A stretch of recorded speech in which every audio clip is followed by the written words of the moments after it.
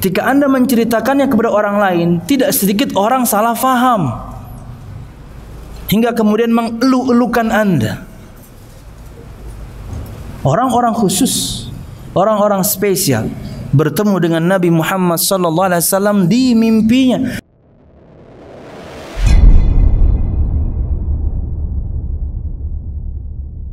Assalamualaikum warahmatullahi wabarakatuh. Innal hamdalillah nahmaduhu wa nasta'inuhu wa nastaghfiruh wa na'udzu billahi min shururi anfusina wa min sayyiati a'malina may yahdihillahu fala mudilla lahu wa may yudlil fala hadiya lahu. Ashhadu an la ilaha illallah wahdahu la syarika lah wa ashhadu anna Muhammadan abduhu wa rasuluh. Qala Allah Ta'ala fil Qur'anil Karim, a'udzu billahi minasy syaithanir rajim. Ya ayyuhalladzina amanu taqullaha haqqa tuqatih wa la tamutunna illa wa antum muslimun.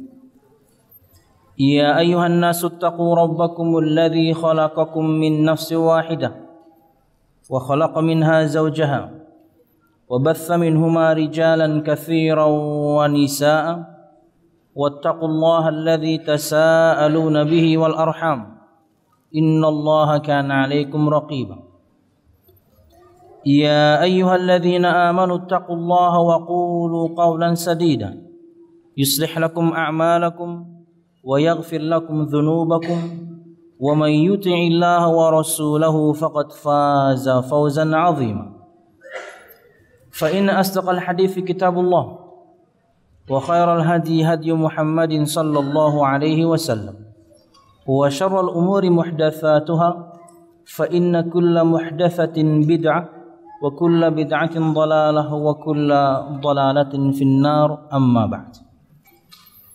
Hadirin dan hadirat Bapak Ibu jamaah sekalian rahimakumullah. Alhamdulillah, segala puji dan syukur marilah kita haturkan kepada Allah Subhanahu wa taala. Kemudian salawat serta salam semoga selalu tercurahkan kepada junjungan besar Nabi kita Muhammad sallallahu alaihi wasallam, juga beserta para sahabatnya, keluarganya dan segenap kaum muslimin yang selalu istiqamah berpegang teguh dengan Islam sampai hari kiamat kelak. Hadirin dan hadirat Bapak Ibu jamaah sekalian rahimakumullah, berkaitan dengan tema mengenal sahabat Nabi Muhammad SAW, maka minimal ada 3 poin yang ingin ulun sampaikan berkaitan dengan mereka. Pertama tentunya definisi sahabat, kedua keutamaan sahabat, ketiga sikap ahlus sunnah wal jamaah terhadap para sahabat. Poin yang pertama berkaitan dengan definisi. Di antara yang terbaik yang mendefinisikan siapa itu sahabat Rasulullah SAW adalah Imam Ibnu Hajar. Kata beliau, sahabat adalah man laqiya Rasulullah mu'minan bihi wa mata 'alal Islam. Sahabat itu adalah orang yang bertemu dengan Rasulullah sallallahu alaihi wasallam, beriman kepada beliau dan meninggal di atas Islam. Orang yang bertemu dengan Nabi Muhammad sallallahu alaihi wasallam ketika Nabi Muhammad dulu hidup.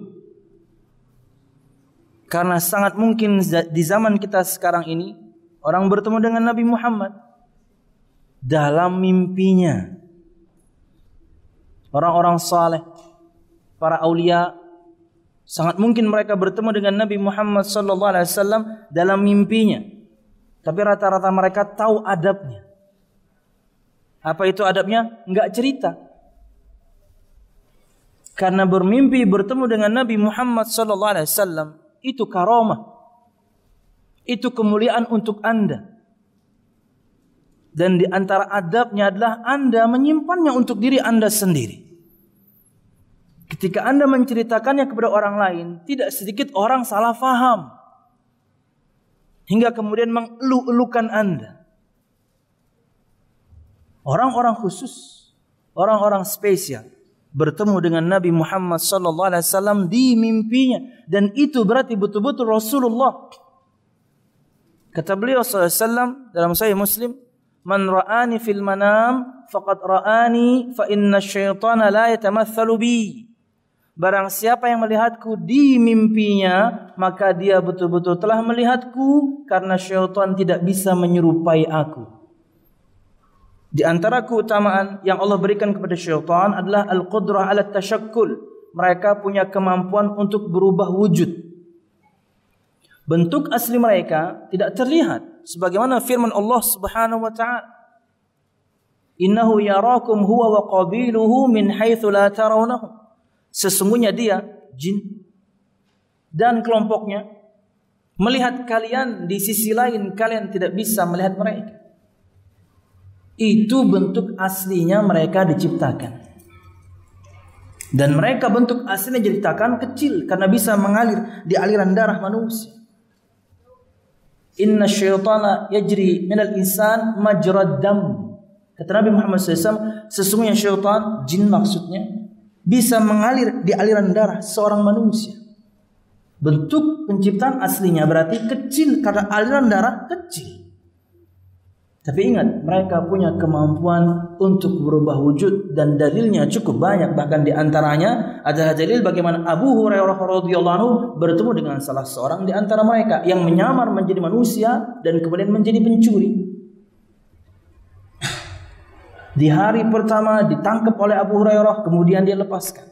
Di hari kedua ditangkap lagi dan dia lepaskan karena dia memelas terus, dan Abu Hurairah lepaskan. Setiap Abu Hurairah melepaskannya, dia lapor pada Nabi Muhammad, "Wahai Rasul, saya tadi malam nangkap maling. Tahukah kamu, dia pasti kembali." Betul, malam kedua balik lagi. Abu Hurairah cerita lagi, "Tahukah kamu, dia bakal balik lagi." Sampai 3 kali. Di yang ketiga itu, dia memelas plus kemudian ingin memberikan satu amalan, bahwasanya jika kamu ingin tidur, maka bacalah ayat kursi, maka Allah akan menjagamu sampai pagi. Dia lepaskan dan dikhabarkan kepada Nabi Muhammad sallallahu alaihi wasallam. Kata Nabi Muhammad sallallahu alaihi wasallam, "Tahukah kamu siapa yang selama 3 hari ini menjumpaimu atau yang kamu tangkap?" Kata Abu Hurairah, "Tidak tahu ya Rasul." Dia adalah syaitan. Dia syaitan. Sadaqaka wa huwa kadzub. Dalam hal ini dia benar, cuman dia basicnya pendusta. Dia bisa jadi manusia, dia bisa jadi apapun, tapi satu sosok yang tidak bisa dia tiru, Nabi kita Muhammad sallallahu alaihi wasallam. Makanya tugas kita belajar Syama'il Muhammadiyah. Ada 3 buku yang pian minimal harus miliki berkaitan dengan Nabi kita Muhammad SAW, agar Anda lebih kenal. Anda kenal, Anda akan cinta. 1, Sirah Nabi, buku yang menerangkan tentang sejarah Nabi Muhammad SAW dari lahir sampai meninggal, bahkan dari sejak sebelum beliau lahir, sejarah Arab sebelum beliau dilahirkan. 1. 2, yang belum sebutkan tadi, Syama'il Muhammadiyah. Yang pertama ini mungkin Ar-Rahiqul Makhtum, di antara yang terbaik karangan Imam Al-Mubarak Furi, pemenang kontes penulisan sejarah Nabi Muhammad SAW. Banyak di toko-toko buku ternama. Saya nggak enak nyebutin Gramedia, banyak. Kemudian yang kedua, yakni adalah Syama'il Muhammadiyah, juga sudah keluar terjemahannya, karangan Imam At-Tirmidzi. Anda akan mengenal seluk-beluk Nabi Muhammad SAW, bahkan fisik beliau dari ujung rambut sampai ujung kaki. Dan yang ketiga tentunya kaifa amalahum, bagaimana interaksi seni, interaksi Nabi Muhammad SAW, bagaimana adab beliau kepada orang lain. Kalau tadi individu, ini bagaimana adab beliau kepada orang lain, pada anak, pada cucu, pada teman, pada pemimpin, pada rakyat, bahkan pada jin. Beliau punya adab sallallahu alaihi wasallam. 3 minimal kitab yang pengen harus miliki, dan semuanya sudah diterjemahkan. Sejarah perjalanan Nabi Muhammad, Syama'il Muhammadiyah, dan seni interaksi Rasulullah sallallahu alaihi wasallam. Dapatkan di toko material terdekat. Coba ada yang endorse, saya sebutin tokonya, tapi nggak ada sih. Oke, jamaah sekalian rahimakumullah, yang nomor 2 ini loh. Akhirnya nanti Anda tahu Nabi Muhammad SAW secara fisik. Karena kata Imam Nawawi, memang syaitan tidak bisa menyerupai Nabi Muhammad di mimpi Anda, tapi dia jago bohong. Tapi dia bisa berdusta. Tapi dia bisa ngaku-ngaku. Saya ini Rasulullah. Bisa nih begitu. Kalau Anda tidak mempelajari bagaimana Nabi Muhammad SAW fisiknya, Anda akan terkelabui. Karena rambut Nabi Muhammad SAW bergelombang. Mata beliau standar besar, matanya orang Arab. Hidung beliau mancung, standar hidungnya orang Arab. Dada beliau bidang. Dada beliau lebar. Dada dan perut beliau rata. Perut beliau kotak-kotak, saya nggak tahu. Tapi yang jelas disebutkan kepada sahabat, yakni bukan kayak ulun ya, Garuda ya, gadal parut pada dada ya, beliau lurus disebutkan. Sallallahu alaihi wasallam. Dan kata Bara bin Azib, saya tidak pernah melihat orang lebih ganteng dibandingkan Nabi Muhammad SAW. Mungkin saingan beliau cuma Nabi Yusuf doang. Ganteng sekali Nabi kita Muhammad SAW. Dan kemudian kata Bara bin Azib, beliau itu kalau jalan itu seperti orang turun tanjakan, tegap. Sallallahu alaihi wasallam. Artinya kalau Anda tahu sifat ini, yang datang di mimpi Anda misalnya, ngaku-ngaku sebagai Nabi tapi kribo, ketahuan. Atau ada orang ngaku bertemu dengan Nabi Muhammad dalam mimpinya. Oh iya kah bro, bertemu Nabi Muhammad malam tadi. Ini panjar aja. Kalau jadi fitnah kan aja. Wih, koyor. Orang khusus yang bertemu dengan beliau ya, nggak kayak orang-orang standar kayak kita. Emang kita standar. Rambutnya kayak apa rambutnya? Lurus banget aja kayak beban Korea tuh ya. Nah, dustainya sudah. Saya pernah soalnya ingin mendiagnosa orang kerasukan atau sering kerasukan. Dan dia mengatakan, saya sering bertemu Nabi Muhammad SAW. Perempuan. Oh gitu ya bu. Berikan sifatnya untuk saya bu. Gimana bu Rasulullah bu? Ustaz nggak percaya ya? Bukan saya nggak percaya bu. Saya tahu sifatnya dari buku. Dari keterangan para sahabat. Yang ibu lihat apa? Wah Ustaz nggak percaya. Oh, bukan saya. Ayo bu. Bisa nggak anda gambarkan untuk saya Rasulullah? Susah sama Ustaznya. Emang susah. Pokoknya putih, cahaya. Ada detailnya bu Rasulullah itu. Sarap dia rupanya. Dikirain kita nggak tahu apa. Ya kata Imam Nawawi, memang dia tidak bisa menyerupai Nabi Muhammad SAW, tapi dia bisa berdusta. Maka kalau kita tidak tahu, kita akan didustai. Matanya apa kayak apa? Matanya namanya teman-teman. Pina sipit-sipit itu kan biar. Nah, sipit dari mana? Nyawa dustainya. Karena syaitan tidak bisa menyerupai Nabi Muhammad SAW. Oke, kembali kepada definisi. Sahabat adalah orang yang bertemu Nabi Muhammad SAW kala itu. Bagaimana dengan orang yang bertemu dengan Nabi Muhammad di mimpinya dengan sifat yang jelas misalnya detail, kemuliaan untuk dia, maka bukan sahabat, tapi itu kemuliaan untuk dia yang bermimpi. Itu karamah, amrun kharikun lil 'adah. Karamah itu seperti mukjizat. Bedanya mukjizat punya Nabi dan Rasul, karamah untuk non Nabi dan Rasul. Definisinya mudah. Amrun kharikun lil 'adah, satu perkara luar biasa, enggak umum. Dan mimpi bertemu Nabi Muhammad itu luar biasa, enggak umum, enggak semua kita bermimpi bertemu Nabi Muhammad SAW. Tapi adabnya kalau itu Anda dapatkan, misalnya salah satu di antara kalian mendapatkan karomah ini, kemuliaan ini, simpan. Itu kemuliaan untuk Anda. Tidak sedikit kemudian orang ketika bercerita, yang diceritakan itu salah faham. Nyonya berarti wali lah. Minta banyak aja. Nah langsung minta banyak. Karena Anda cerita sih, orang salah faham jadinya. Nyonya berarti wali ya. Ada kamalan supaya kau menggait anak Pak RT aja. Nah, halo. Orang yang Anda ceritakan kepadanya nggak faham ilmu. Simpan. Itu kemuliaan untuk Anda. Jadi yang bertemu di sini adalah kala Nabi Muhammad kala itu. Mukminan bihi, beriman kepada beliau. Berarti yang bertemu Nabi Muhammad dan tidak beriman bukan sahabat. Abu Lahab ketemu dong. Abu Thalib ketemu.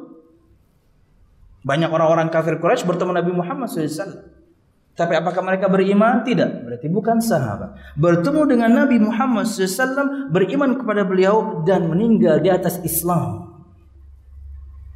Adakah kemudian orang yang bertemu Nabi Muhammad, beriman dan murtad? Ada. Sangat sedikit. Bahkan mungkin cuma 3 orang. Dan dia berarti keluar dari definisi sahabat. Di antaranya adalah Ubaidullah bin Jahsh, mantan suaminya Ummu Salamah, yang kemudian Ummu Salamah jadi istri Nabi Muhammad SAW. Suaminya itu bertemu Nabi Muhammad, masuk Islam, hijrah pertama ke Habasyah, ikut, tapi kemudian murtad dan meninggal di atas kekafiran. Inilah definisi sahabat Nabi Muhammad SAW. Nah, berarti masuk dalam bahasa ini juga adalah orang yang bertemu dengan Nabi Muhammad SAW walaupun nggak lihat. Abdullah bin Umi Maktum bertemu tidak? Bertemu. Tapi dia buta. Karena ada definisi lain menyebutkan bahwasanya harus lihat. Itu definisi yang agak spesifik. Definisi dari Imam Ibnu Hajar ini lebih mudah. Jadi bertemu walaupun kemudian dia tidak melihat. Seperti Abdullah bin Umi Maktum, dia buta. Apakah dia sahabat? Sahabat. Dia bertemu, dia beriman dan meninggal di atas Islam. Kemudian juga masuk dalam bahasan definisi ini adalah orang yang bertemunya sebentar atau lama. Tetap sahabat. Bertemu walaupun cuma sebentar, dia sahabat. Atau apalagi yang lama. Berinteraksi dengan Nabi Muhammad sehari-hari. Yang bertemu sesaat saja, dia sahabat. Juga masuk dalam definisi ini adalah orang yang ikut perang sama Nabi Muhammad dan yang gak ikut perang, sahabat. Kenapa? Karena pakemnya dapat. Dia bertemu Nabi Muhammad dan dia beriman pada Nabi Muhammad dan dia kemudian meninggal di atas Islam. Apakah pertemuannya sebentar atau tidak? Gak ada masalah. Dia meriwayatkan satu hadis atau tidak? Gak ada masalah. Yang penting ketemu. Apakah dia ikut perang atau tidak? Gak ada masalah. Yang penting ketemu. Beriman dan meninggal di atas Islam. Wallahu a'lam bishawab. Ini definisi sahabat. Dan disebutkan oleh Imam Fakhrul Razi, Nabi Muhammad SAW meninggal dan beliau meninggalkan kurang lebih 114.000 sahabat Nabi Muhammad SAW. Banyak sahabat Nabi Muhammad. Yang kita kenal mungkin sangat sedikit. Makanya ulun tambahkan satu buku untuk pian beli. Karena kalau pian bisa beli handphone 5, 6, 7 juta, awas nggak bisa beli buku ini. Karena nggak sampai 100.000. Buku-buku yang disebutkan tadi 100 ribuan harganya. Apalagi pian bisa beli iPhone 11, kemudian di rumah nggak punya Ibnu Katsir, oh menyedihkan. Anda bisa beli iPhone 11, kemudian di rumah tidak ada Riyadhus Shalihin, tidak ada Ibnu Katsir, tidak ada buku-buku Islam yang basic-basic. Buku akidah Anda punya, buku hadis Anda punya, buku tafsir Anda punya. Menyedihkan. Harta Anda gak bermanfaat berarti. Tapi Ustaz, saya nggak punya waktu baca. Nanti Anda akan punya waktu. Tapi Anda punya dulu. Nanti pasti kemudian Anda tergerak untuk buka.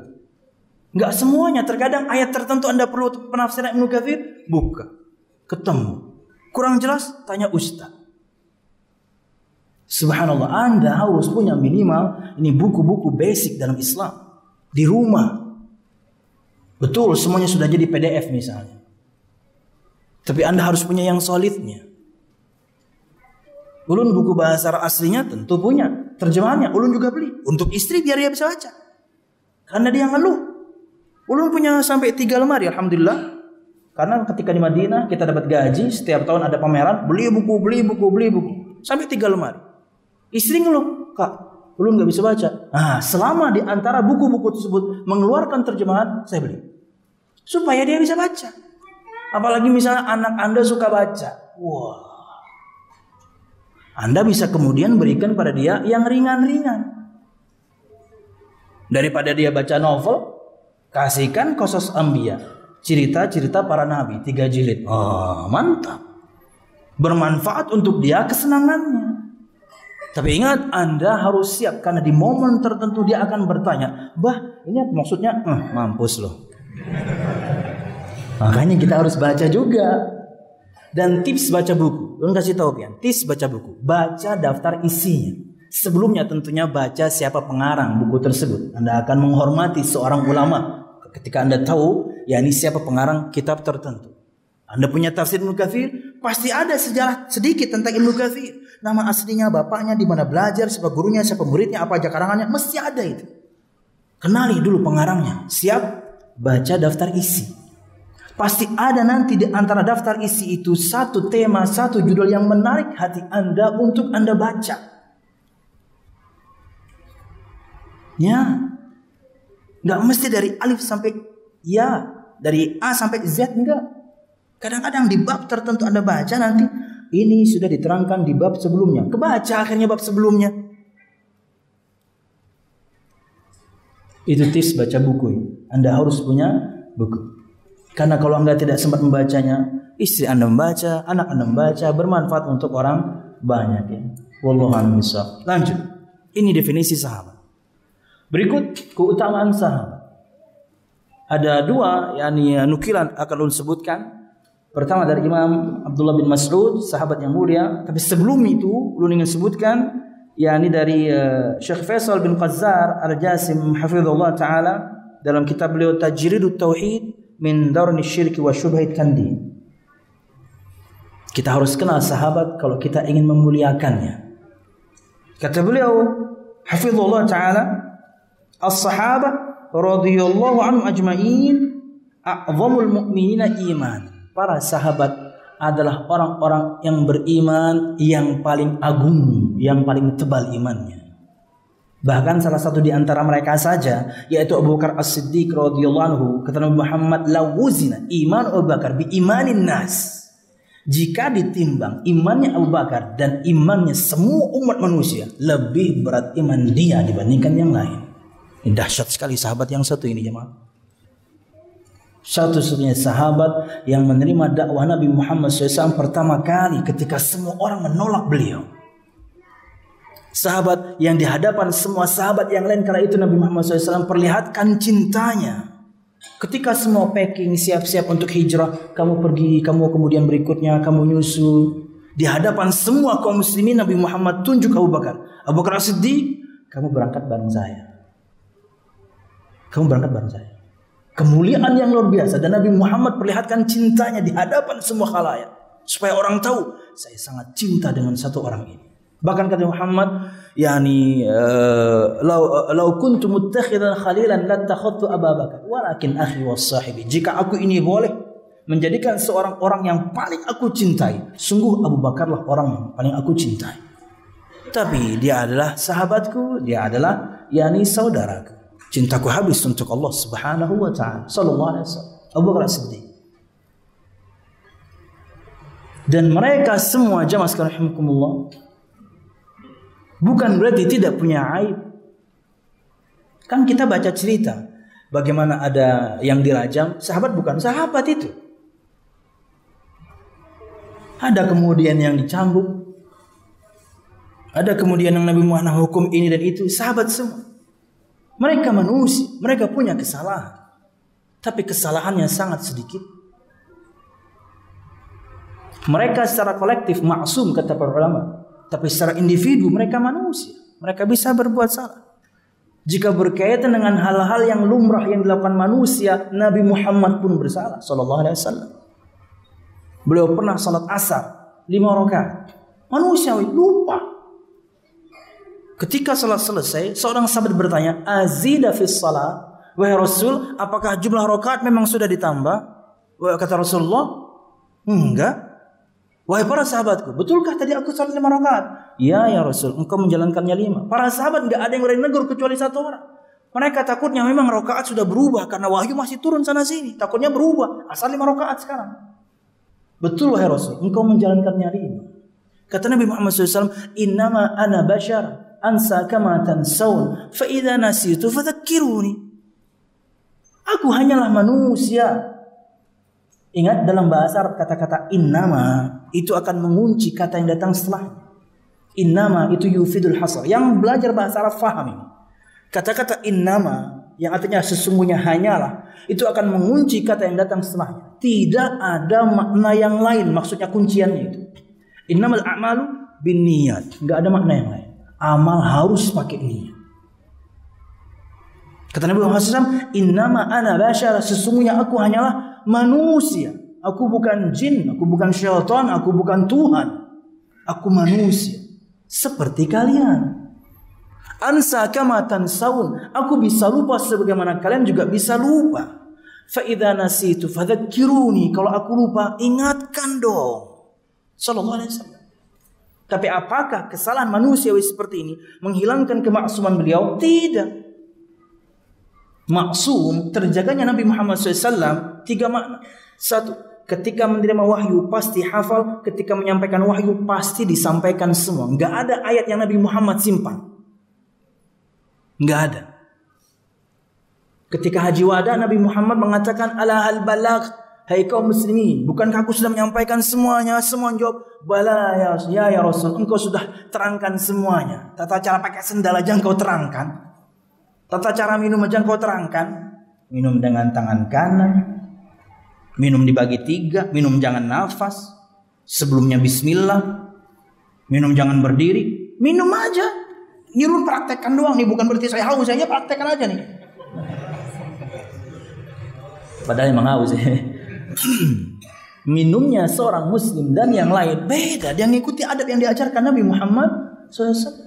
Minum Nabi Muhammad terang, pakai sendal Nabi Muhammad terangkan, gimana coba?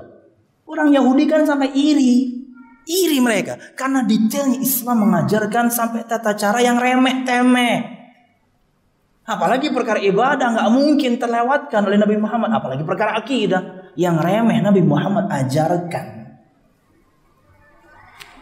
Maksud menerima wahyu pasti hafal, menyampaikan wahyu pasti beliau sampaikan semua. Tidak ada satu ayat pun yang Nabi Muhammad simpan. Allah berfirman, sanuqri'uka fala tansa. Semua kita hafal. Kami akan bacakan kepadamu dan kamu tidak akan lupa. Dan beliau SAW maksum dari dosa-dosa besar. Ini bukan cuma untuk Rasulullah, semua Nabi dan Rasul 2 hal ini. Makanya kalau ada tuduhan dosa besar kepada Nabi Daud, dosa besar kepada Nabi Sulaiman, dosa besar kepada Nabi Muhammad, gampang, Anda langsung bisa bantah karena mereka maksum, karena itu mustahil terjadi. Makanya bahasan akidah itu penting. Kenapa? Karena itu pondasi. Orang melecehkan Nabi Muhammad dalam dosa besar, langsung kita buang. Kenapa? Karena prinsip kita sudah bagus. Dan yang ketiga, dan ini khusus Nabi kita Muhammad SAW, karena banyak Nabi yang terbunuh, Nabi Muhammad terjaga dari pembunuhan maksum. Gak ada orang yang bisa bunuh Nabi Muhammad. Diracun pun belum gak mati Sallallahu Alaihi Wasallam. Sebagian sahabat yang makan daging yang sama mati.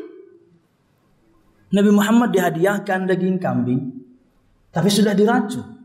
Sebagian sahabat makan, beliau juga makan. Sahabatnya mati, beliau enggak. Dan itu hanya suruhan. Suruhannya pun mengatakan bahwasanya ingin ngetes kalau betul Nabi, Anda nggak mati.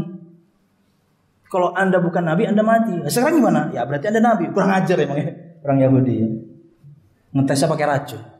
Sallallahu alaihi wasallam. Ini kemaksuman. Tapi kalau kesalahan-kesalahan manusiawi, Nabi Adam bisa lupa, Nabi Musa bisa marah, Nabi Ibrahim bisa takut, Nabi Muhammad bisa lupa, manusiawi. Tapi kalau para sahabat maksumnya kolektif. Tapi secara individu mereka bersalah. Artinya kalau Anda ingin mencari aib seorang sahabat, Anda akan dapatkan. Tapi apa manfaatnya? Anda akan dapatkan aib seorang sahabat. Yang tadi itu sebutkan tuh. Anda cari namanya siapa tuh yang berzina tuh. Anda cari namanya siapa itu yang waktu itu Nabi Muhammad cambuk karena dia minum minuman keras. Anda cari semuanya ketemu. Tapi untuk apa? Kenapa? Karena Allah sudah bersaksi untuk mereka akan surga Allah Subhanahu wa taala. Enggak ada gunanya kita bahas kesalahan mereka. Tapi tidak untuk orang-orang Khawarij, tidak untuk orang-orang Syiah. Mereka akan cari dan mereka akan lecehkan. Itulah di poin yang ketiga nanti ulun ingin sampaikan tentang prinsip Ahlussunnah terhadap para sahabat. Ulun lanjutkan, wa asrahum wa asbaqhum ilal khair. Para sahabat itu orang yang paling cepat, para sahabat itu orang yang paling dahulu melakukan kebaikan. Enggak ada yang bisa ngalahin mereka. Makanya ada satu kaidah dalam mengesahkan Allah Subhanahu wa taala, kullu ma lam yakun ibadah fi zamanis sahabah falan yakuna al-yawma ibadah. Semua yang bukan ibadah di zaman para sahabat hari ini juga bukan ibadah.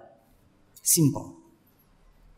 Ada satu praktek pada masyarakat, Anda telusuri, sahabat tidak melakukan, jangan lakukan, percuma. Karena tidak ada kebaikan yang terlewat oleh mereka. Tidak ada satu ketaatan yang terlewat oleh mereka. Mereka orang yang paling cepat, mereka orang yang paling dulu untuk menjalankan ketaatan. Enggak ada yang terlewat. Gaya hidup mereka itu ibadah.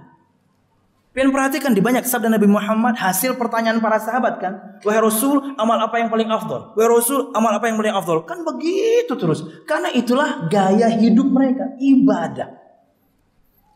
Ketika Nabi Muhammad menerangkan Dajjal aja, mereka abaikan Dajjalnya. Nanti Dajjal akan keluar di akhir zaman.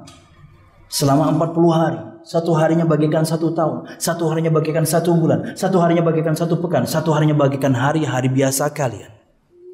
Kalau kita mungkin disabdakan seperti di hadapan kita, wahai Rasul, Dajjal itu siapa sih? Wahai Rasul, gimana bentuknya sih? Wahai Rasul, gimana cara kita ngalahinnya? Kan mungkin gitu. Kita fokus sama Dajjalnya. Para sahabat, wahai Rasul, yang 1 hari seperti setahun, itu sholatnya gimana? Sholat pikiran mereka. Lifestyle, gaya hidup. Kata Nabi Muhammad, uqduru lahu qadrahu. Maka kalian harus mengukur kadarnya. Fatwa ini bermanfaat untuk kita kaum muslimin, khususnya kaum muslimin yang ada di negeri kutub atau di sekitar kutub, di mana siangnya 6 bulan, malamnya 6 bulan. Gimana sholatnya?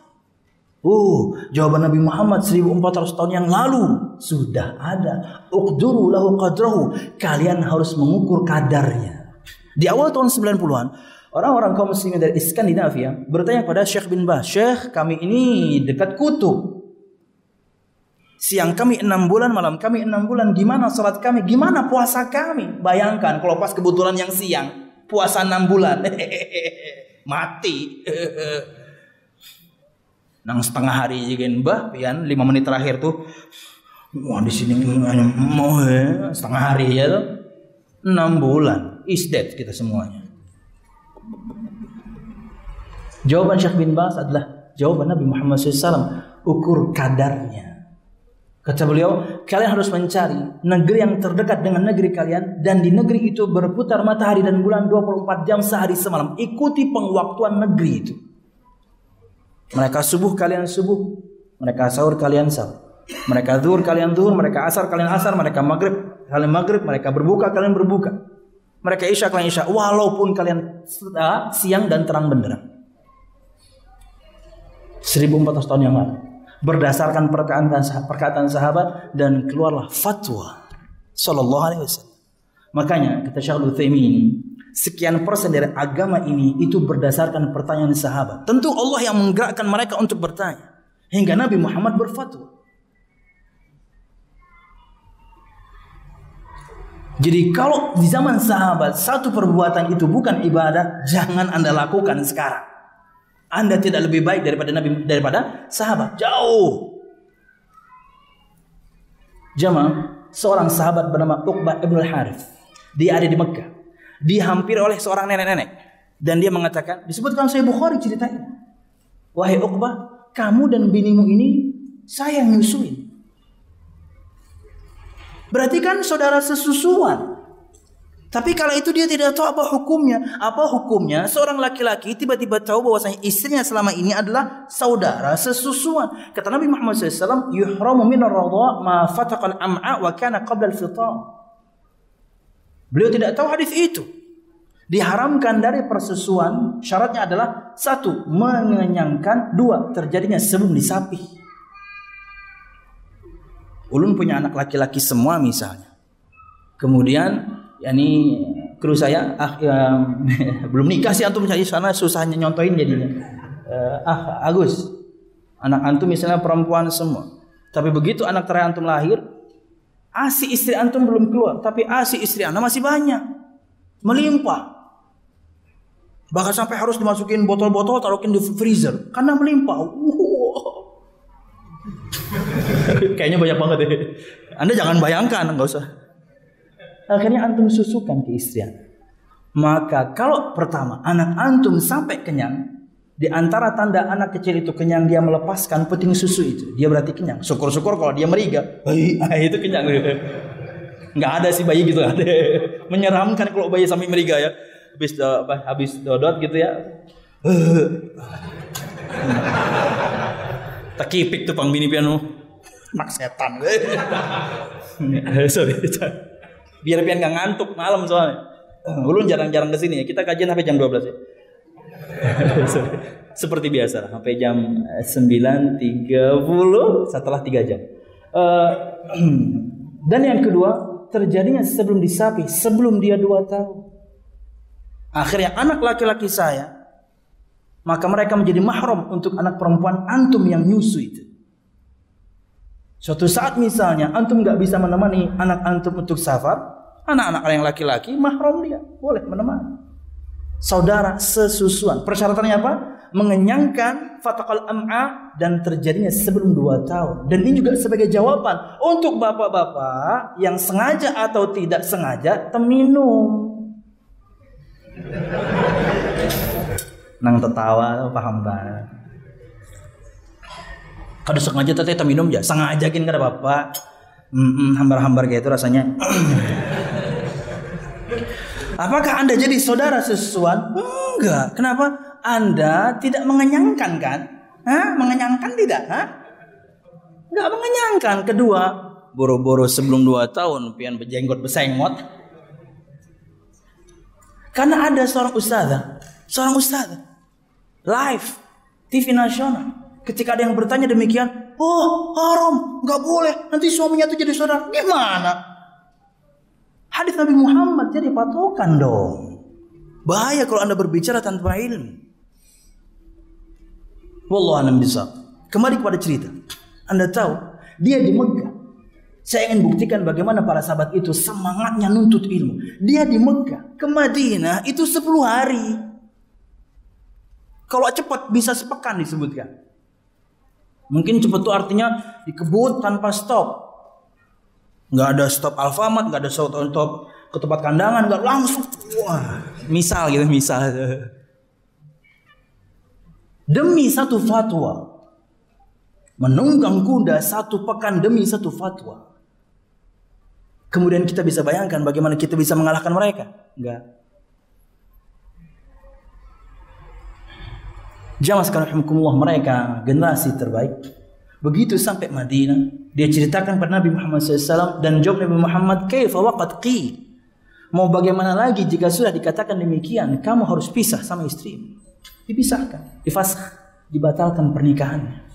Karena saudara sesusuan. Dan ini muslimin juga harus tahu, sebagian kaum muslimin istrinya memang aslinya melimpah. Terkadang mereka harus simpan. Terkadang mereka ingin kasihkan kepada sahabat-sahabatnya. Perhatikan hukum ini. Kenapa? Ketika ia mengenyangkan dan terjadi sebelum 2 tahun, anak Anda jadi mahram sama anak teman Anda itu. Mereka nggak boleh nikah nanti. Karena mereka saudara sesusuan. Oke. Lanjut. Waqad ballaghahum an-nabiy sallallahu alaihi wasallam ad-dina kullahu fa akmalah. Dan Nabi Muhammad SAW telah menyampaikan agama ini kepada mereka sempurna, paripurna. Tidak ada yang terlewat. Bahkan Allah tidak wafatkan Nabi Muhammad sampai Allah menyempurnakan agamanya. Al-yawma akmaltu lakum dinakum wa atmamtu alaikum ni'mati wa raditu lakum al-islam dina. Al-Maidah ayat 3. Ayat yang terakhir yang turun pada Nabi kita Muhammad SAW berkaitan dengan hukum. Turunnya kurang lebih 3 bulan sebelum Nabi Muhammad meninggal. Ketika haji wada tahun 10, Nabi Muhammad meninggal tahun 11. Hari ini aku sempurnakan untuk kalian agama kalian. Aku cukupkan untuk kalian nikmatku dan aku ridho Islam sebagai agama kalian. Sudah sempurna. Nabi Muhammad sampaikan semuanya kepada para sahabat. Sebelum hari itu, Nabi Muhammad melarang para sahabatnya untuk menulis sabda beliau. Kata beliau SAW, La taktubu anni ila al-Quran, faman kataba anni ghairul Quran falyamhuh. Janganlah kalian tulis dari aku kecuali Al-Quran saja.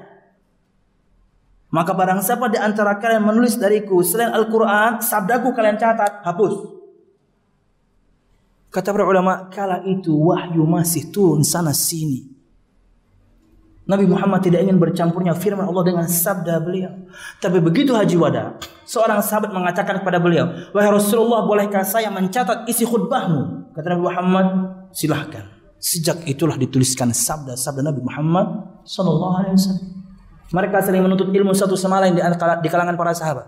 Kamu pernah dengarkan apa dari Nabi Muhammad? Kamu pernah dengarkan apa dari Nabi Muhammad? Saling menuntut ilmu satu sama lain. Hingga kemudian kita dapatkan yang kita dapatkan sekarang, jasa para sahabat radhiyallahu anhum ajmain. Kemudian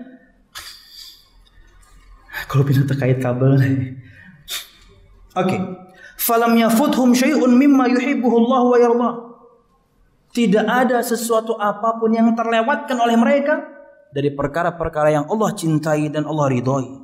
Bal kullu ma yuhibbuhu Allah wa yardah min ibadatin faqad amiluhu wa ta'abbadullah bihi. Bahkan semua yang Allah cintai, yang Allah ridhai dari peribadatan, mereka telah melakukannya semua, mereka telah amalkan semua, mereka telah menyembah Allah dengannya. Enggak ada yang terlewat.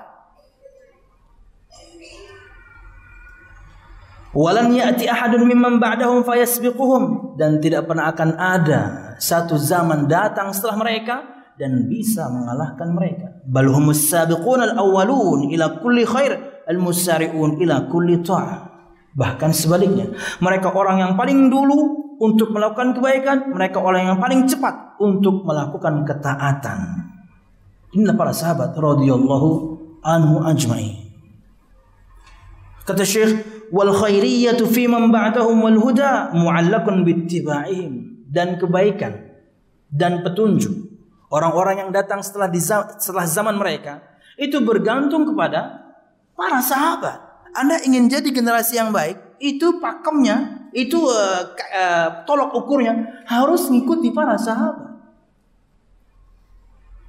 Kalau kita ingin menjadi generasi yang baik juga, maka yang harus menjadi panutan kita adalah generasi para sahabat. Makanya mereka tolak ukur dalam mengetahui atau memahami agama Islam ini. Ya jamaah, dulu Imran bin Husain radhiyallahu anhu sebelum berceramah, seorang mengatakan pada beliau, "Ya Imran bin Husain, la tuhadditsuna illa bil Qur'an." Wahai Imran, jangan engkau ceritakan kepada kami hadis kecuali Al-Qur'an saja. Hadis enggak usah. Quran aja. Cikal bakal ingkar sunnah sudah ada. Benih-benih orang-orang yang mengingkari sabda Nabi Muhammad, sahabat masih hidup, itu sudah ada. Tapi secara individu, belum jadi kelompok, secara individu. Sama seperti Khawarij, secara individu di zaman Nabi Muhammad sudah ada. Di zaman Ali, zaman Utsman, jadi kelompok besar. Tapi benihnya sudah ada di zaman Rasul. Kemudian kata Imran bin Husain, "Udnu, kamu yang bertanya, tolong lebih mendekat. Beliau pengen lihat aja, ini siapa nih orang yang enggak mau disampaikan kepadanya sabda." Colok matanya. Sini. Kata beliau, kalau kamu dan teman-temanmu kami suruh untuk mencari di Quran, karena kalau kamu sendiri nggak bakal bisa. Kamu dan teman-temanmu saya suruh cari di Quran. Ente kan pengen Quran aja nih.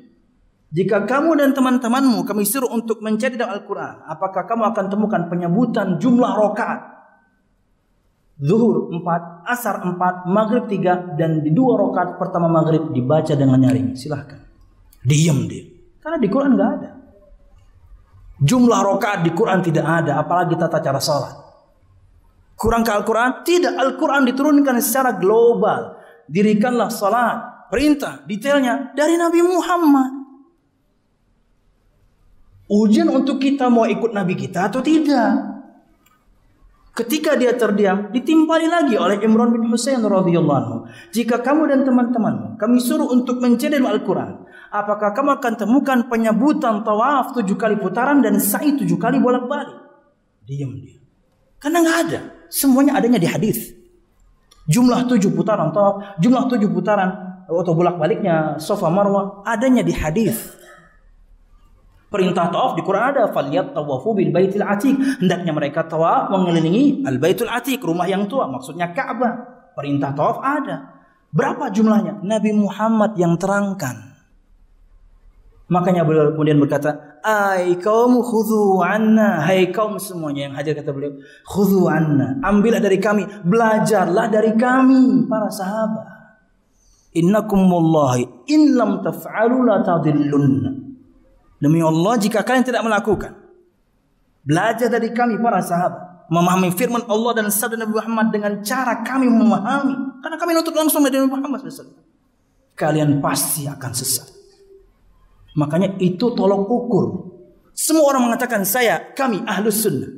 Rujukan kami firman Allah, rujukan kami sabda Nabi Muhammad. Tapi kok beda ya? Ya enggak beda.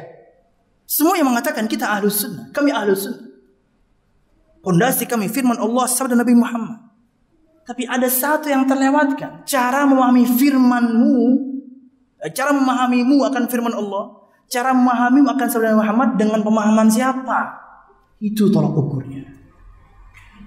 Maka kita harus memahami firman Allah, sabda Nabi Muhammad dengan paham para sahabat radhiyallahu anhum. Karena kalau tidak rusak agama ini. Bahkan disebutkan dalam sebuah cerita di zaman tabi'in. Di zaman tabi'in penyimpangan tentang takdir sudah ada. Di antara pencetusnya bernama Ma'bad al-Juhani. Dua orang tabi'in mereka ngobrol satu sama lain ketika mereka hajian. Haji atau umroh saya lupa. Kata mereka, kita kalau sampai Mekah dan kita bertemu sahabat, kita tanya mereka. Kita akan tanya mereka tentang masalah takdir detail. Bukti bahwasanya patokan mereka pemahaman sahabat. Bagaimana kemudian menghadapi Ma'bad al-Juhani ini? Kok ada penyimpangan dalam masalah takdir? Bukti para tabi'in mereka merujuknya kepada para sahabat. Subhanallah. Mereka tolong ukur dalam cara kita memahami Al-Quran dan juga sabda Nabi Muhammad SAW. Makanya ada satu kaidah berkaitan dengan tafsir. Jika ada dua orang sahabat menafsirkan satu ayat, ambil salah satunya, Anda tidak perlu kemudian berpendapat nomor 3. Jika ada 3 orang sahabat berbeda pendapat untuk penafsiran satu ayat, ambil salah satunya, Anda nggak perlu bikin tafsir nomor 4. Cukupkan dengan penafsiran mereka. Ya, itulah yang dipraktikkan oleh para ulama tafsir. Al-Quran ditafsirkan dengan Al-Quran, Al-Quran ditafsirkan dengan hadis, Al-Quran ditafsirkan dengan perkataan sahabat. Dan kemudian yang keempat, Al-Quran ditafsirkan dan dikembalikan ke bahasa induknya, bahasa Arab. Bukan dengan akal kita, bukan dengan kemauan kita, bukan kemudian kita timbang dulu, cocok dengan hawa nafsu, oke kita ambil. Enggak cocok, Al-Quran sudah tidak relevan nih.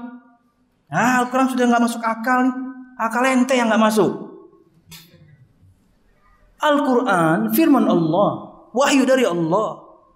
Syariat Allah yang tentukan. Akal kita Allah yang ciptakan. Masa ada paradoksi? Nggak ada. Yang ada akal kita kurang paham. Atau kita belum bisa memahami ayat itu yang secara zahir bertentangan. Ada ayat dengan ayat, ayat dengan hadis, hadis dengan hadis. Secara zahir ada yang bertentangan memang. Tapi cara menggabungnya ada. Dari mana? Belajar. Jangan langsung katakan, ada paradoksi nih. Nggak relevan nih. Kok nggak higienis ya sabda Muhammad? Contoh itu contoh minuman lagi ya. Jika masuk lalat ke minuman kalian, celupkanlah ia, karena salah satu sayapnya mengandung racun dan sayap yang lain mengandung penawar. Wah, sabda apaan tuh? Kok Nabi Muhammad jorok? Anda pakai akal. Banyak hal dalam Islam, kalau Anda ukur pakai akal, nggak masuk. Orang-orang misalnya yang merayakan Isra Mi'raj misalnya, tapi kemudian tidak percaya kejadian Isra Mi'rajnya, kan aneh. Anda merayakannya tapi Anda tidak meyakini. Kenapa? Perjalanannya itu sebenarnya nggak masuk akal jemaah. Mekah Palestina itu 1 bulan.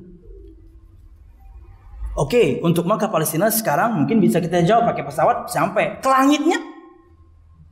Nabi Muhammad Mekah Palestina langit. Cuman 1 malam. Siapa yang bisa percaya? Dan Nabi Muhammad Allah berangkatkan, Allah pergikan dengan ruhnya dan jasadnya. Harusnya tubuh Nabi Muhammad terkoyak. Beliau manusia. Harusnya terkoyak-koyak. Beliau nggak pakai werpa. Tulisannya Repsol. Beliau tidak pakai pakaian khusus, pakaian kulit. Nggak pakai helm, nggak. Buraq, tunggangan beliau itu, kata Nabi Muhammad, beliau mensifati warnanya putih, panjang, bentuknya lebih besar dibandingkan keledai, tapi lebih kecil dibandingkan bighal. Bighal itu adalah hasil persilangan antara kuda dan keledai. Lahirlah bighal. Buraq, tunggangan Nabi Muhammad, lebih kecil daripada bighal, tapi lebih besar daripada keledai. Cukuplah ketika duduk kaki masih ngegesrek lah. Ya, masih di tanah ya. Artinya ketika Anda naik, Anda masih nyaman untuk kaki Anda. Ya Honda Beat lah. Tingginya segitu ya. Kalau Vario kadang-kadang udah jinjit aja. Maksudnya tingginya itu seperti itu. Kata Nabi Muhammad, dan satu langkahnya sejauh mata memandang. Itu satu langkah. Dan Anda tahu di antara yang membenarkan cerita Nabi Muhammad adalah kafilah-kafilah dagang dari Syam yang sampai ke Mekah dan membenarkan mereka di jalan ketemu Nabi Muhammad. Gimana ketemunya jamaah? Mereka nggak bisa. Sejauh mata memandang kecepatannya gimana? Berapa kilometer per jam itu? Harusnya tubuh Nabi Muhammad terkoyak dong. Ya, itu aja tuh Mark Marquez tuh. Coba suruh pakai kaos oblong, celana kolor, pakai sendal jepit. Coba 300 km per jam. Paling satu putaran, adakah tolak angin? Ya, masuk angin. Masuk angin. Kalau masuk penjara kan repot ya. Nabi Muhammad manusia SAW. Anda kalau ukur pakai akal, banyak yang tidak masuk akal. Anda ngumpulin duit lama nih. Kemudian daftar umroh atau daftar haji. Ada yang sampai 200 juta misalnya. Sampai sana berebut cium batu. Gimana itu? Berebut cium batu. Kata Umar bin Khattab, saya tahu kamu ini cuma batu, hai Hajar Aswad. Tidak ada manfaat, tidak ada madarat. Kalau bukan karena Rasul menciummu, aku nggak akan cium. Rasul cium kamu, saya cium. Akal penting. Akal penting. Karena akal lah kita dapat kewajiban ini. Karena akal lah kemudian orang gila nggak dapat kewajiban. Akal penting. Tapi kalau Anda benturkan, Anda salah. Dalam bab-bab yang gaib Anda harus manut aja. Ya, Anda nggak bisa cerna. Kita sempurna memang, tapi akal kita terbatas. Nggak usah deh bagaimana kita mencerna bagaimana perjalanan Nabi Muhammad. Yang jelas di sekitar kita saja ada alam jin, kita nggak bisa lihat. Semua makhluk Allah bertasbih, betul-betul mengucapkan subhanallah, puji untuk Allah. Bebatuan, pepohonan, dedaunan, ikan di lautan mendoakan semua pian sekarang yang kita belajar. Ikan semuanya sedang mendoakan pian semuanya sekarang. Bawa ikannya ke sini, tungguin. Nggak bisa. Nah, aja iwaknya, nah. Itu apa wak? Itu apa wak? Nah ya. Di hadapan kita ikannya, di hadapan kita pohonnya, pian paraki pohonnya. Bebatuannya. Kata Allah, walakin la tafqahuna tasbihahum, tapi kalian tidak faham bagaimana cara mereka bertasbih. Pendengaran kita terbatas, penglihatan kita terbatas, akal kita terbatas. Wallahu a'lam bishawab. Inilah para sahabat. Orang yang paling dulu, yang paling cepat menjalankan ketaatan. Kebaikan generasi berikutnya itu tergantung bagaimana mereka mengikuti para sahabat. Perhatikan firman Allah Subhanahu wa taala surah At-Taubah ayat 100. Allah berfirman, "Was-sabiquna al-awwaluna minal muhajirin wal ansar walladzina ittaba'uuhum bi ihsan radhiyallahu anhum wa radu anhu." Dan orang-orang yang terdahulu lagi permulaan yang memeluk Islam di kalangan al-muhajirin dan juga ansar. Al-muhajirin para sahabat yang sudah di Mekah dan kemudian hijrah ke Madinah. Al-ansar para sahabat yang sudah di Madinah. Al-muhajirun rata-rata pedagang, al-ansar rata-rata petani kurma. Al-muhajirun punya izzah luar biasa jamaah. Mereka ketika hijrah itu habis-habisan. Abdurrahman bin Auf yang kaya raya pun habis-habisan membantu kaum muslimin. Untuk hijrah itu perlu biaya, perlu dana, semua harus pergi karena Allah perintahkan hijrah. Karena Mekah sudah tidak kondusif, mereka diganggu, mereka diboikot dari makanan dan macam-macam. Allah perintahkan hijrah sampai ke Madinah. Sahabat-sahabat Ansar, karena Islam sudah sampai ke sana, sudah ada sahabat yang berdakwah dan sampai ke sana. Sahabat-sahabat Ansar disebutkan jika mereka punya 2 rumah, mereka akan berikan satunya kepada al-muhajirin. Saya punya 2 rumah, ayo pilih mana yang kamu suka, saya akan kasihkan. Mungkin kalau zaman kita itu langsung kita ambil, langsung kita sudah habis-habisan datang ke satu kota, kemudian ditawarkan, ya kita ambil tempat tinggal. Mereka nggak ambil. Saya punya 2 istri.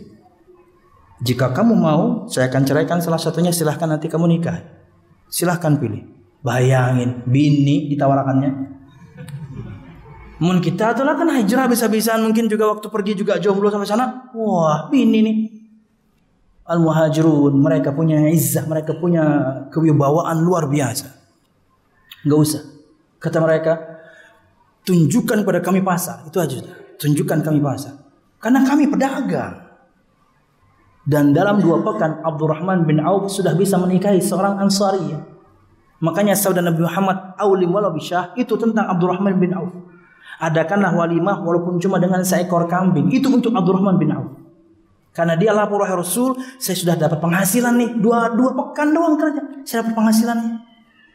Saya ingin menikahi seorang perempuan Ansariyah. Adakan walimah walaupun dengan 1 kambing. Habis-habisan sampai kesan ditawari, mereka punya izzah. Yang kita sayangkan sebagian kita terkadang mentalnya miskin. Mentalnya minta-minta. Padahal masih mampu bekerja, apalagi misalnya sudah dapat kerjaan. Wallahu a'lam bishawab. Kata Allah, dan orang-orang yang terdahulu lagi lebih awal masuk Islam dari kalangan Muhajirin dan Ansar, dan orang-orang yang mengikuti mereka dengan kebaikan. Ada embel-embel dengan kebaikan. Sefaham dengan para sahabat, sesuai dengan pemahaman para sahabat, tidak menyelisih para sahabat. Kalau Anda atau semua kita ingin jadi generasi yang baik juga, maka harus ikuti mereka. Allah berfirman, kuntum khairu ummatin ukhrijat linnas. Kata Imam Katsir, ayat ini bisa 2 makna. Kalian adalah sebaik-baik umat yang dikeluarkan untuk manusia. Kata beliau, ini bisa maknanya umum, bisa maknanya khusus. Jika umum, semua kita bisa. Kalian sebaik-baik umat. Asal ta'muruna bil ma'ruf wa tanhauna 'anil munkar wa tu'minuna billah. Tapi bisa juga maknanya dikerucutkan, kalian di situ para sahabat. Kalian sebaik-baik umat yang Allah keluarkan untuk manusia. Makanya mereka punya fadilah yang luar biasa. Terjadi perseteruan kala itu di antara 2 orang sahabat. Salah satunya adalah Khalid ibn Walid. Dan disebutkan Khalid ibn Walid di antara yang baru masuk Islam kala itu.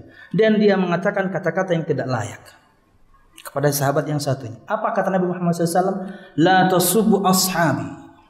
Fawalladhi nafsi Muhammadin biyadih. Lau anfaqa ahadukum mithla Uhudin dhahaba. Ma balagha mudda ahadihim wala nasifah. Jangan kalian cela para sahabatku. Ini prinsip Ahlus Sunnah. Lu langsung masuk pada poin terakhir. Ini prinsip Ahlus Sunnah. Kenapa kita harus selamat lisan kita dari mencaci maki sahabat? Kenapa hati kita harus selamat dari membenci para sahabat? Karena sabda ini. Jangan kalian cela para sahabatku. Demi Allah yang jiwaku ada di tangannya. Kalau salah seorang di antara kalian berinfak dalam bentuk emas sebesar gunung Uhud. Gunung Uhud itu tingginya kurang lebih 300 meter saja. Tapi total pegunungannya 8 kilo. Dan gunung itu rata-rata hanya 30%. Mau gunung apapun rata-rata hanya 30%. 70% yang menghujam ke bumi karena dia pasak untuk bumi ini. Siapa yang di antara pian yang cepat perkaliannya? Tinggi kurang lebih 300 meter. Total pegunungannya 8 kilo. Dan itu cuma 30%. Sisanya 70% menghujam ke bumi. Berapa ton? Siapa yang cepat matematikanya? Berapa ton? Ulun terkadang seperti itu supaya semua kita ngitung. Sama kayak saudara Nabi Muhammad yang lain misalnya. Kayak dahsyatnya pohon di surga. Kata Nabi Muhammad, di antara pohon di surga itu jika seorang laki-laki dengan kuda pacunya, dia pacu kudanya untuk kemudian melewati naungan pohon tersebut 100 tahun belum bisa keluar dari naungan pohon tersebut. Kuda pacu, tolong nyalakan kalkulatornya. Kuda pacu itu rata-rata 8 km per jam. Kalikan 24 jam. Sudah? Kalikan berapa berarti? Kalikan 24 jam, kalikan setahun, kalikan 360. Kita pakai Hijriah. Kalikan 360. Dapat? Kalikan 100.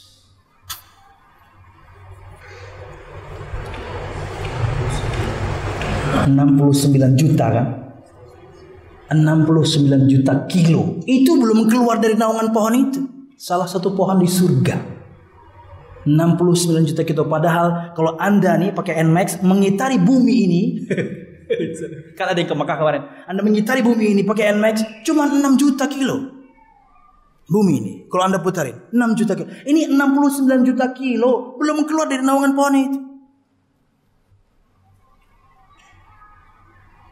Kembali kepada Gunung Uhud tadi. Jika salah seorang di antara kalian berinfak dalam bentuk emas sebesar Gunung Uhud, berapa ton saya nggak tahu, dan tidak akan ada orang yang sekaya itu sekarang. Ketika ada pun nggak bakal kemudian dia infakkan, karena di sabda ini, jika salah seorang di antara kalian berinfak sebesar Gunung Uhud emas, kalian tidak bisa mengalahkan infaknya seorang sahabat satu genggam ataupun cuma separuhnya. Keutamaan para sahabat. Dan Khawarij mereka mengingkari keutamaan sahabat. Syiah apalagi mengkafirkan rata-rata sahabat kecuali beberapa orang. Ali bin Abi Thalib, Fatimah, Hasan Hussein, Salman Al-Farisi, sedikit yang mereka kecuali. Sisanya bagi orang-orang Syiah semua sahabat kafir. Subhanallah. Ini orang nggak pernah baca sejarah. Makanya kata Abdullah bin Mas'ud, "I'rifu lahum fadlahum." Kata Abdullah bin Mas'ud, kenali keutamaan sahabat kalau Anda ingin mencintai mereka. Suatu cerita sebagai penutup untuk keutamaan seorang sahabat. Dan yang akan lu ceritakan sahabat yang junior, karena kita sedang berbicara anak muda. Abdullah bin Umar bin Khattab, di satu malam beliau mimpi buruk. Disebutkan dia digiring oleh dua malaikat dan diperlihatkan neraka. Terbangun dia di malam itu dan dia tunggu subuh untuk nanya kepada Rasul tafsir mimpinya. Tunggu subuh datang, salat. Begitu dia ingin mendekat, para sahabat yang senior sudah menghubung Nabi Muhammad, juga nanya macam-macam hal. Di antaranya juga tafsir mimpi. Hari ini nggak bisa. Coba saya besok lagi. Besok begitu lagi. Besok begitu lagi. Besok begitu lagi. Lama. Tidak bisa didekati karena dia masih kecil. Disebutkan masih umur 15 tahun. Akhirnya dia tidak habis akal. Dia minta tolong kepada saudara perempuannya yang bernama Hafsah, istri Nabi Muhammad SAW, anaknya Umar bin Khattab. Kakak, tolong tanyakan suami Rasulullah SAW akan tafsir mimpiku. Aku di suatu malam mimpi begini dan ketika bangun aku tunggu subuh. Hafsah menceritakan apa adanya pada Nabi Muhammad. Ini riwayat Imam Ahmad cerita ini. Kemudian Hafsah menemui suaminya Nabi Muhammad SAW, wahai suamiku, wahai Rasulullah. Istri Nabi Muhammad tidak menyebutkan suamiku ya, sorry saya sama. Istri Nabi Muhammad mesti memanggil Nabi Muhammad dengan derajatnya. Hai Nabi Allah, hai Rasulullah. Mereka enggak sebutkan nama. Hai suamiku, sayangku, cintaku, manisku, enggak. Hai Rasulullah. Ibu-ibu atau juga bapak-bapak ya. Sesekali miss call istri Anda, sekali miss call suami Anda, lihat yang tercantum di situ siapa namanya. Terkadang ketahuan busuknya masing-masing kita. Begitu disok, si gendut, terusnya si gendut. Jadi handphone kita, nomor kita tuh di dia si gendut. Wah, kita nggak mau kalah ya. Begitu telepon balik, tulisannya si cerewet. Wah, biar agak belum cerewet aja. Wahai suamiku. Wahai Rasulullah, wahai Rasulullah, adikku bertanya, dia suatu hari mimpi buruk begini dan dia terbangun dan dia tunggu subuh dan dia ingin menjumpaimu dan gak bisa-bisa. Nabi Muhammad padahal sudah dapat wahyu disebutkan akan tafsir mimpi Abdullah bin Umar bin Khattab. Di antara penafsirannya kita tahu belakangan adalah umurnya panjang, tapi di akhir hayat beliau kemudian buta. Karena mimpi beliau disebutkan dengan dua riwayat. Satu diperlihatkan neraka, dua diperlihatkan kenikmatan, tapi begitu beliau ingin meraihnya, tiba-tiba hilang. Nabi Muhammad padahal sudah tahu penafsirannya, tapi ketika mendengarkan cerita Hafsah, beliau fokus kepada, kok Abdullah bin Umar bin Khattab bangun tengah malam, kok nggak sholat malam? Kok cuma duduk termenung nunggu subuh, kok nggak sholat malam? Itu fokus Nabi Muhammad. Kata Nabi Muhammad, ni'mal abdu Abdullah law kana shalla min al-lail. Sebaik-baik hamba itu adalah Abdullah bin Umar bin Khattab jika saja malam itu dia sholat malam. Kenapa dia nggak sholat malam? Kemudian berita itu ditunggu oleh Abdullah bin Umar bin Khattab. Waduh, ini apa nih ya tafsir mimpi saya nih? Kakak, bagaimana? Nabi Muhammad cuma bilang sebaik-baik hamba itu kamu jika waktu itu kamu salat malam. Wah, pian tahu dia waktu itu umurnya 15, meninggal umur 100, dan di akhir hayat beliau buta, tidak pernah tertinggal salat malam 85 tahun. Ini sahabat junior. Gimana bapaknya? Gimana Abu Bakar? Ini anaknya Umar bin Khattab doang nih. 85 tahun tidak pernah tertinggal salat malam. Dan di akhir hayat beliau, dan ini antara makna tafsiran mimpi beliau buta disebutkan. Tapi karena semangatnya, beliau mengatakan pada ajudannya, siapkan saya air di kanan dan kiri kasur saya, supaya saya tahu kemana saya mengarah untuk wudhu. Karena sudah buta. Kita bangun tengah malam, bangun, kencing, tidur lagi. Itu ulun ya mungkin pian subhanallah. Itu berat sekali salat malam, luar biasa. Atau memang bangun sholat tapi demi Piala Champion ya. Wah, mainnya 2:30, jam 2 sudah bangun kemudian sholat ya, doa ya, lancar rizki bla bla bla. Itu ulun yang mungkin pian guys. Wallahu a'lam. Allah misal, Anda kalau terbangun di malam hari sholat, walaupun cuma 1 rakaat witir doang, atau sholat malamnya 2 witir 1, baru tidur lagi. Ustaz, nanti kalau kena air segar, enggak, kalau ngantuk-ngantuk aja. Ya, walaupun kena air wudhu, karena waktu tidur Anda belum selesai, Anda pasti tidur lagi. Ya, coba aja. Ketika pengen mencoba dan pengen nggak bisa tidur, telepon saya, dustainya aja. Oke, coba. Kalau Anda ngantuk, kalau Anda lelah dan waktu tidur Anda memang belum sempurna, Anda pasti masih lelah. Wallahualam bisa. Ini sahabat. Ini baru 1. Beli 1 kitab lagi. Judulnya 10 sahabat yang dijamin surga. Segini nih. Tapi murah. Paling 120 ribuan. Ini 10. Anda khatam 10 orang sahabat ini yang dijamin surga, baru beli yakni Ashabur Rasul. Dibahas di sana 10 ini plus 90 sisanya. Dibahas 100 sahabat. Kalangan Imam Ibnu Katsir. Bukan Ibnu Katsir. Itu Qasasul Anbiya. Saya lupa pengarang. Ashabur Rasul, sahabat-sahabat Rasulullah, 3 jilid. Kenali mereka. Hingga kemudian kita bisa memuliakan dan mencintai mereka. Karena itu prinsip Ahlus Sunnah. Kita mencintai, kita memuliakan, kita menghormati para sahabat Rasul karena sabda beliau yang tadi. Dan lisan kita selamat dari mencaci maki, hati kita selamat dari membenci para sahabat radhiyallahu ajmain. Beda dengan orang-orang Khawarij, beda dengan orang-orang yakni Syiah. Wallahu a'lam bissawab. Ini yang bisa saya sampaikan. Mudah-mudahan bermanfaat salat dan khilaful ulama. Mudah-mudahan kajian kita diberkahi Allah Subhanahu wa taala. Secara umum tentunya Allah sudah sampaikan definisi, keutamaan sahabat dan prinsip Ahlus Sunnah tentang para sahabat. Mudah-mudahan bermanfaat. Ada pertanyaan? Silakan. Pakai kertas boleh, nanya langsung juga boleh. Sedikitlah, kita punya waktu sedikitlah. Saya sudah lewat sebenarnya. Tapi saya minta 10 menit lah. Silakan. Jika tidak ada, bagus lagi. Yang menampihan kita.